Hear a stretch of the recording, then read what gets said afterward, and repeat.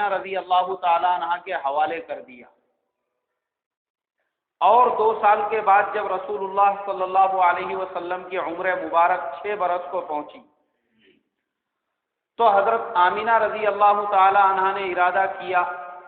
کہ اپنے مائکے جا کر اپنے رشتہ داروں سے ملاقات کی جائے۔ اللہ کے نبی صلی اللہ علیہ وسلم کو بھی ساتھ میں لیا، اور ان کی ایک باندی تھی جن کا نام حضرت ام ایمن تھا،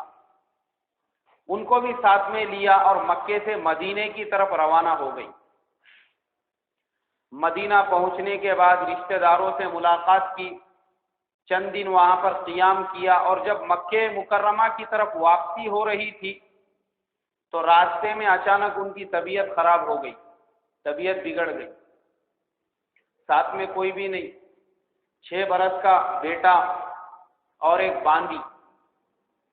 اللہ کے پیارے نبی صلی اللہ علیہ وسلم کی والدہ حضرت آمینہ رضی اللہ تعالی عنہا نے راستے میں ہی دم توڑ دیا،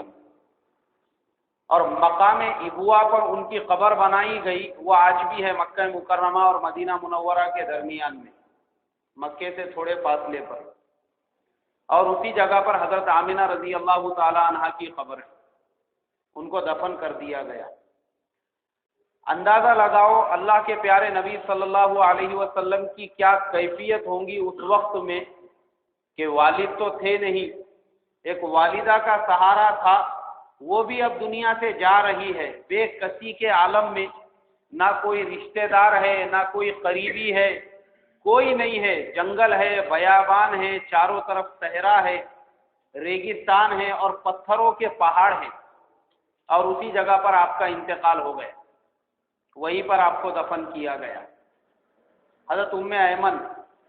آپ صلی اللہ علیہ وسلم کو، جن کے سر سے اب والدہ کا بھی سہارا اٹھ چکا تھا، مکہ مکرمہ لے کر آئی،